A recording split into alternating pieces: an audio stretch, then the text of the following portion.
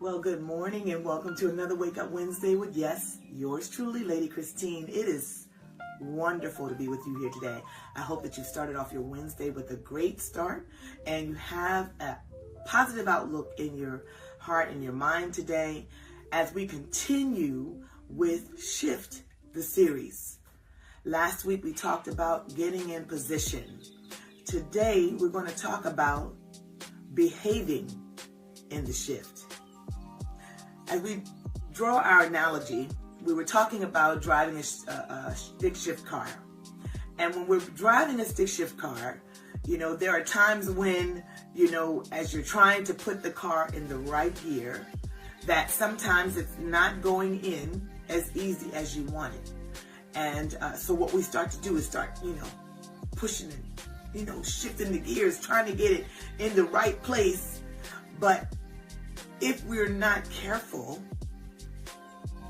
and using the right strength at the time, by being patient while we're trying to get the car in the right gear, most times we are shifting and fighting the process while we're trying to get it done.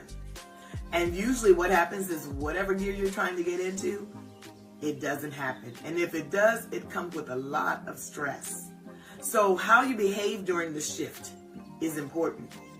Sometimes as we're beginning to make these changes in our lives and beginning to move towards the things that, we are trying to obtain or we're trying to achieve, sometimes it's not as easy. It's not going to be as easy as we think. It's not all moving as fast as we want it.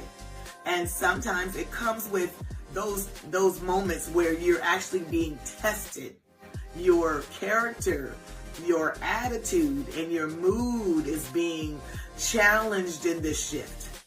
And it's nothing like knowing that you're supposed to be somewhere else or that you're preparing to get to a specific place and it's not happening as fast as you think. And at the same token, where you are, you're not comfortable. So in the midst of being in that situation, preparing to shift to the next destination, the next gear, the next part of your life, in this season, you have to learn to behave, how you behave yourself while preparing for the next shift is important. Is my attitude right? Am I acting right? Is my mind right?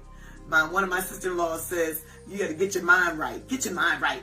And so I'm telling you, you got to get your mind right in this time of shifting because you're not going to be able to understand. You're not going to be able to make it happen faster. It's not going to happen because you force it.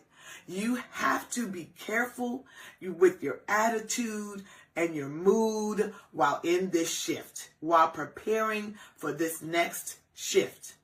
How you behave yourself, how you carry yourself, how your mood is while you're going through this. Do I see it as a glass half full or glass half empty? How I prepare and carry myself during this shifting season is just as important as where I'm going.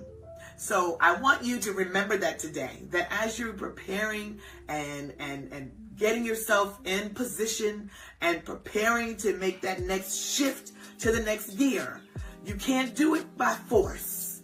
You have to do it by prayer. You have to do it by meditation.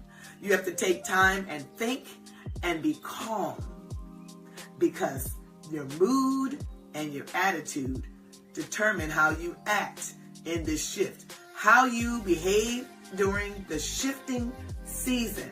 This shifting season is going to make a big difference in the outcome and how you enjoy the journey towards the shift. I hope that you have been blessed by just this little bit.